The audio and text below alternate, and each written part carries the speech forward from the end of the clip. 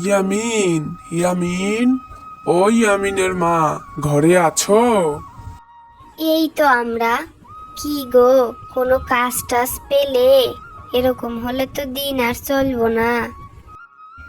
না গো ইয়ামিনের মা, কোনো কাজ পাইলাম না। কি যে হইব, আরে গরিবের জীবন। তোমরা কোনো চিন্তা করো না মা। বাবা, তুমি কষ্ট পেও না। আল্লাহ ঠিক একদিন কোনো না কোনো ব্যবস্থা করে দিবেন।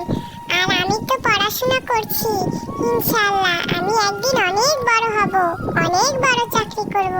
তখন আর তোমাদের কোনো কষ্ট থাকবে না। তোমরা শুধু আমার জন্য একটু দোয়া করো মা। দেখেছো ইয়ামিনের মা, তোমার ইয়ামিন কত বড় হয়ে গেছে, তোমার ইয়ামিন কত কিছু বোঝে। আলহামদুলিল্লাহ, আল্লাহ আমাকে এত ভালো একটি সন্তান দান করেছেন।